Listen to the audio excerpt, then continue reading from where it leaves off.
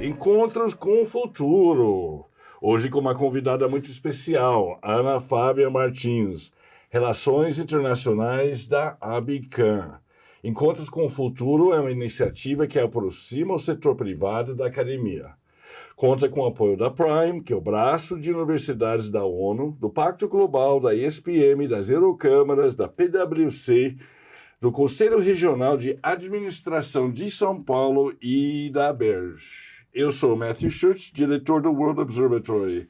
Ana, muito bem-vinda. Muito obrigada. Ana, conta pra gente primeiro o que faz a Abicam.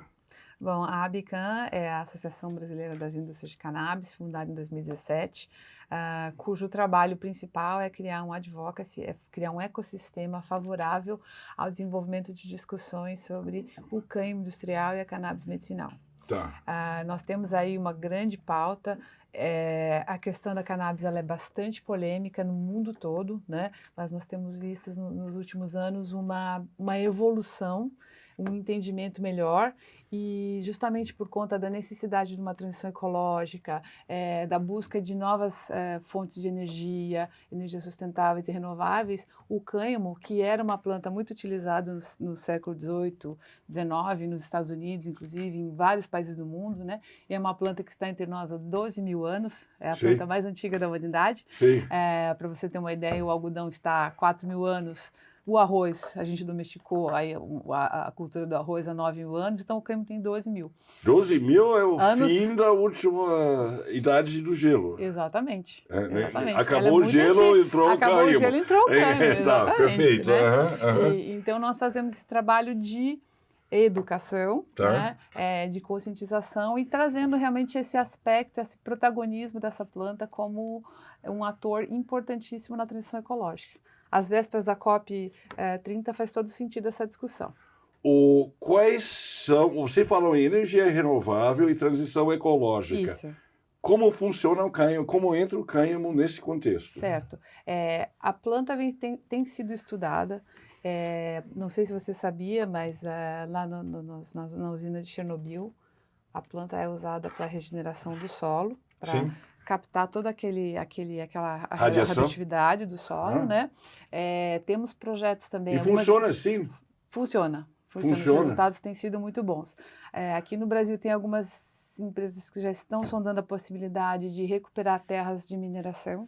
Olha só. Degradadas por mineração. Porque ela tem uma propriedade particularmente boa para recuperar solo. Isso, porque ela descompacta solo, né? Sim. Então ela consegue fazer com que ela tenha raízes profundas e ela mesma é uma planta muito resistente. Então ela consegue absorver toda essa... Ela aguenta radiação e tudo. Mineração, radiação, aguenta qualquer coisa. Para você ter uma ideia, até grafeno já tem se pensado em fazer com a fibra de cânhamo, porque ela é muito resistente, é uma fibra que suporta aí várias, enfim, né, que interessante, eu não sabia disso. É uma pesquisa muito complexa, né? Você estava me perguntando a questão ambiental, né? Sim, sim. Ela induz também biodiversidade, ela está sendo estudada para como ela cresce muito rápido, ela cresce em 90 dias, você tem aí 3, 4 metros de como se fosse um bambu, né? Ela está sendo estudada para ser utilizada na rotação de culturas, suprir vazio sanitário. Então, ali, acabou o plantio da soja, colheu, entre a soja e o milho, colocar, né, uma cultura de cânhamo, porque ela cresce rápido, ela é fácil de colher, né? Então, tem todo esse aspecto da planta que as pessoas não conhecem, porque a cannabis está muito associada ao uso recreativo, né? E é uma pauta ativista que existe, que tem lá seus méritos, mas aqui nós estamos falando de água, nós estamos falando de biodiversidade, nós estamos falando de uma nova possibilidade, uma nova cultura brasileira que pode trazer para a economia aí mais de 30 bilhões de dólares por ano, se uma vez regulamentada a cadeia produtiva, que é complexa, que é bastante complexa. Por que eu tinha um monte de perguntas, mas... Pois não, nós temos pouco tempo. Temos pouco tempo, é verdade.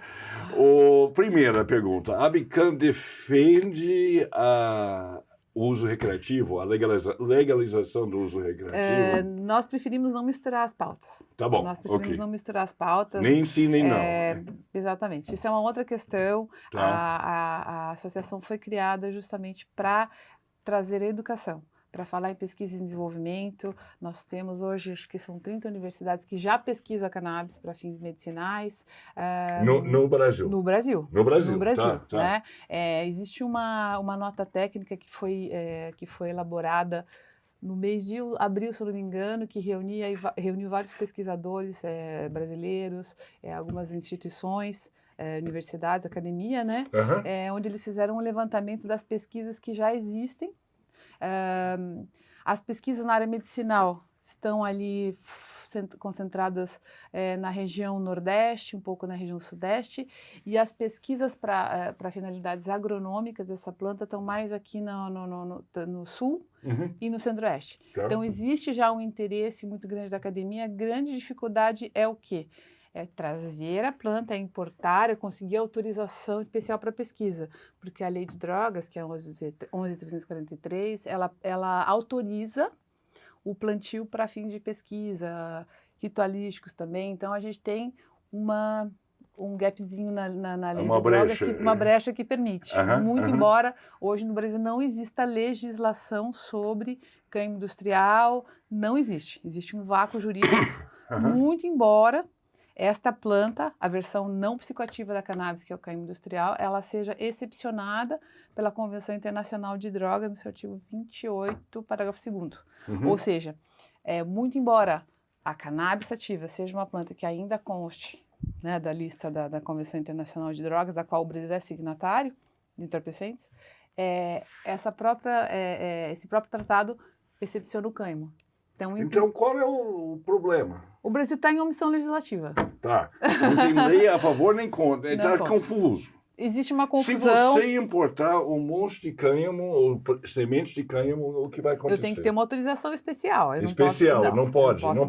Continua proibido. Continua proibido. Então, você vai atrás... Continua proibido. Existem discussões, não sei se vocês acompanham, no Superior Tribunal de Justiça, existe uma decisão judicial que foi proferida numa ação individual, que depois se tornou um incidente de competência, né? Ou seja, a ministra Regina Helena Costa, com muita coragem, né? Tinha que ser mulher, né? Ela avocou todas as ações que tratam sobre essa questão do cânhamo, pedido de autorização, e determinou que a Anvisa tem um prazo para regulamentar. Isso já foi... Qual é o prazo? Desculpa. Novembro do ano passado, ela tinha dado 6 meses para a Anvisa regulamentar a importação, cultivo, industrialização e comercialização. A Anvisa pediu mais 6 meses quando venceu o prazo, que foi em abril. Tá. Aí venceu de novo em setembro. Venceu de novo. E, tendo em vista a complexidade da temática, a Anvisa pediu um novo prazo. Gente, né? Então, é uma questão... Porque você veja, existe não só... a gente também não pode falar em má vontade da Anvisa, mas a gente tem que falar também em falta de recursos humanos.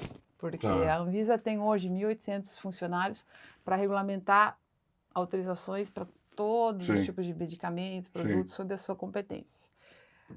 O FDA, por exemplo, tem 18 mil funcionários. Sim. Então, assim, FDA é a Anvisa americana. A Anvisa americana, isso, obrigada. Então, assim, a gente tem essa dificuldade também. Além da discussão ser complexa, tem uma questão política que, né, você deve saber, existe aí por trás. A gente tem a questão técnica sanitária. Temos aí um vácuo legislativo, temos uma morosidade, temos um temor e temos uma falta de informação. E por conta disso o Brasil perde 30 bilhões de dólares por ano. Temor do quê? Temor do quê? É tão vago. Qual é o temor de plantar cânhamo industrial? Assim, né? Então, eu nem vou ficar sabendo. Exatamente, porque alguém vai ficar rico. E não... Alguém vai... Exatamente. O que acontece? Existe um temor, porque a planta é a mesma, a planta é cannabis sativa. Tá. Né? Com 2 variedades que são, assim, as principais. Tá. Uma com maior teor de THC. Tá, que é a parte recreativa. Que é a molécula psicotrópica, né? Eu chamo de molécula da discórdia, né? Que dá a brisa. A molécula da discórdia, ótimo. A molécula da discórdia. E a variedade com menos THC e alto teor em CBD, que é a molécula utilizada para várias condições de saúde aí, né? Que a gente sabe que é cannabis medicinal, né? Então, assim... Isso, essa classificação quanto ao teor de THC e CBD, ela permite ela nos permite, digamos assim, controlar a produção, detectar quem que vai ser o órgão fiscalizador, se será a Anvisa, se será o Ministério da Agricultura. Então, tudo isso é um início de um marco regulatório para a planta, mas que é de difícil controle, entendeu? As autorizações, porque existe muita gente interessada em plantar. Tá. Existe muita gente interessada em saber mais sobre a planta, mas o Brasil ainda está engatinhando nessa questão. Sim. Né? Nós estamos trabalhando num projeto para trazer uma semente com THC silenciado. Tá. Né? Sem THC. É isso. Sei. THC. Geneticamente silenciada, é isso? Silenciada, não modificada. Tá. Atenção. Eu não sei a diferença. Eu também não sei. Eu também não sei tecnicamente, porém, conversando com técnicos, né, com agrônomos, Sim. então assim, porque isso resolveria muitos problemas. Sei. Né? Se você, porque a grande não pode ter a temor grande polêmica, se tiver silenciado, não exatamente, pode, porque a ninguém grande pode polêmica, temer. né, é a molécula do THC e como a planta ela sofre metabolismo, dependendo da região que ela é plantada, é influenciada por clima, por solo, muitas vezes o agricultor não vai conseguir manter o teor de THC naquele nível baixo, conforme a legislação, Sei. conforme Mas agora bioamericano. vai. Agora, Silenciado, esperamos que sim. não Esperamos sei. que sim. Esperamos que sim. Tá. É. O que faz... por que a Abican tem um cargo de relações internacionais? Nós temos esse cargo de relações internacionais porque entramos em contato e fazemos parcerias com associações em outros lugares do mundo que já têm já tem um desenho melhor regulatório com as quais a gente pode aprender. Eu mesma sou membro do Board Internacional da National Hemp Association, que é uma associação fundada pelo Dr. Jeff Walling, e eles Nos fizeram Estados nos Unidos. Estados Unidos, a Tá. sede é em Washington, né? E eles fazem um trabalho muito interessante justamente de separar as pautas. Tá. Né? Então hoje... Mas lá em metade dos estados, o recreativo já é liberado, certo? Já é. Não sei te dizer se é metade dos estados, Mas né? é mais ou menos Mas, isso, se não me assim, engano. pelo menos uns 20 estados, eu acredito. Em grandes, Nova York, Califórnia, que já são populações mesmo. muito maiores. Concentração populacional muito grande. Porém, justamente devido a essa confusão da pauta, né, que uma planta é sempre confundida com a questão recreativa, ela é sempre jogada para essa pauta aí de ativismo. E a National Hemp Association decidiu, a partir de abril do ano de 2025, tratar só da questão da fibra e do grão. Por quê? Porque se faz muita coisa com a planta. E ela realmente vai ter um papel determinante nessa questão da transição ecológica, concreto de cânhamo.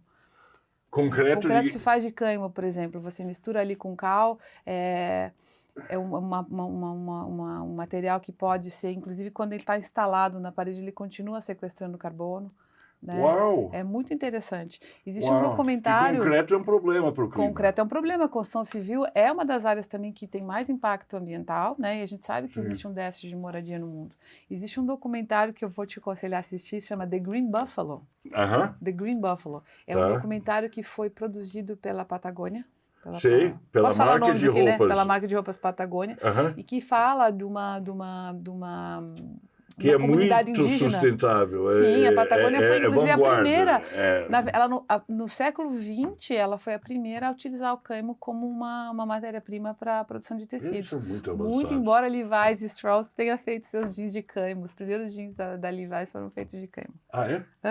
Levi's. Calça Levi's. Calça Levi's do século passado, Isso, no 1830, por aí já fazia 1850, não estou enganado. Muito que ganhou uma fama entre os garimpeiros da Califórnia em 1849, por conta da resistência. Bravo!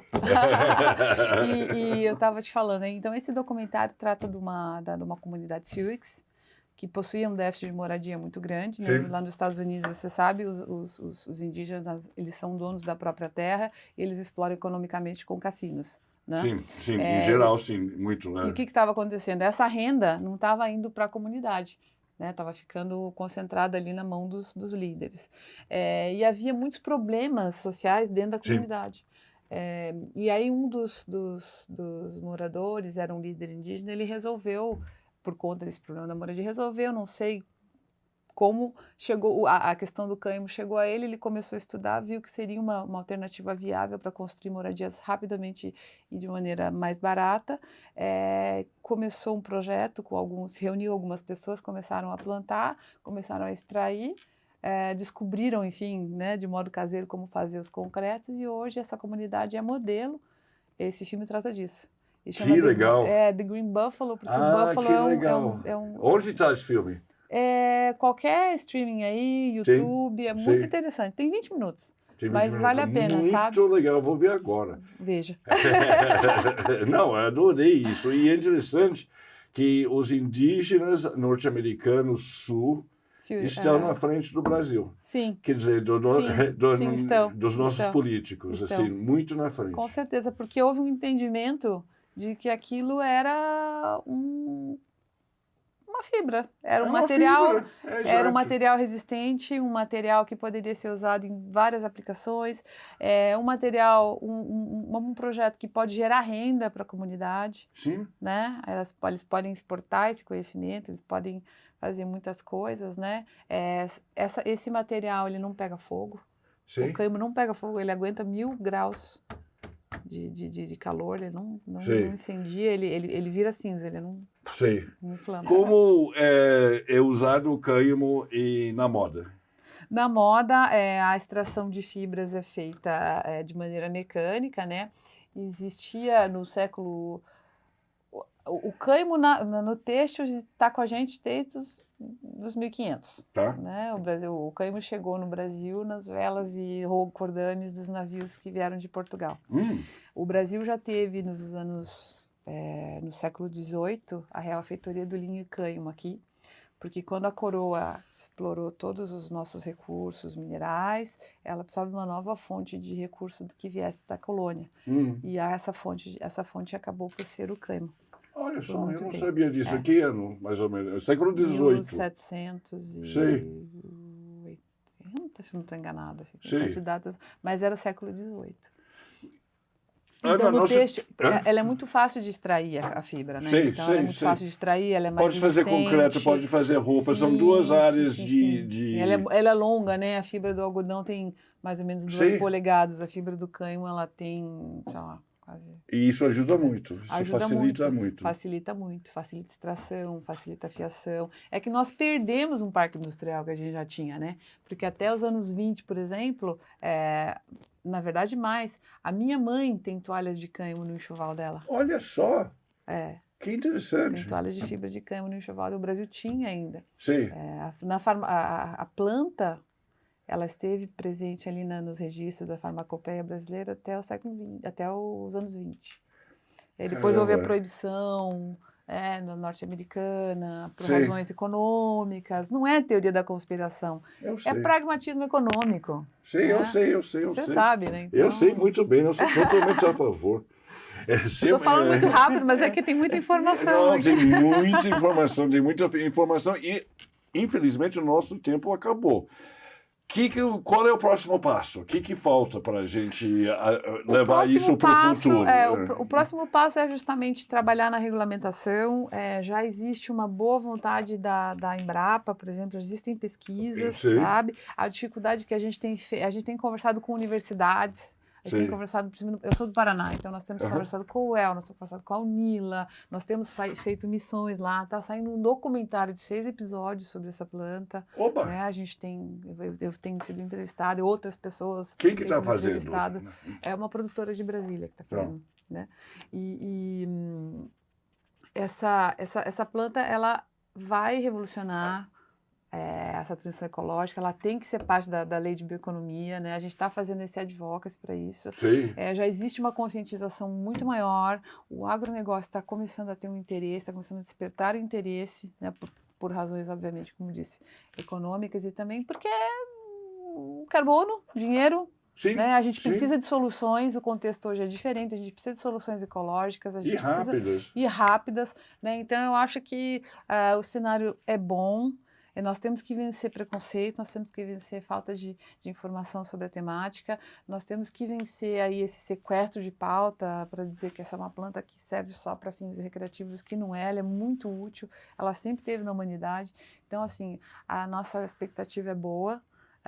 Nossa expectativa é de uma regulamentação que talvez demore um pouco, porque existe uma complexidade pelas próprias características físico-químicas da planta, pela própria questão política, social, né? Mas eu acredito que o Brasil pode despontar. A Argentina acabou de regulamentar. O Uruguai já regulamentou, o Uruguai há muito tempo, só que o Uruguai muito focou muito, o Uruguai regulamentou em 2013, só que o Uruguai focou mais na medicinal, né? Então é um país pequeno, que não, né, não é um país assim que tem o mesmo ritmo econômico, não foi para o industrial. Tá. Mas a Argentina, por exemplo, que é muito maior. Foi Javier Milei que assinou o decreto autorizando a importação de cepas para poder fazer. Que é de direita. Por quê? Porque a Argentina precisava de mais uma cultura. A Argentina precisa recuperar sua economia. Entendeu? Então, ela precisava trazer uma nova cultura ou buscar opções para se recuperar economicamente. E o cânhamo vai sendo uma solução. Nós estivemos fazendo uma missão lá na Patagônia, onde eles têm a estação, a INTA, que é o equivalente à Embrapa. O INTA tem uma missão, tem uma estação lá no final aqui da província de Buenos Aires. Eles estão plantando. Estão pesquisando, e por que eles fizeram isso? Porque eles sabem que o Brasil logo vai abrir, o Brasil vai ficar para trás. O Brasil vai ficar para trás. Ana, muito obrigado, viu? Imagina. Foi sensacional. Desculpa falar muito rápido, é muita informação. Foi sensacional, muito bom, adorei. Obrigada, gente.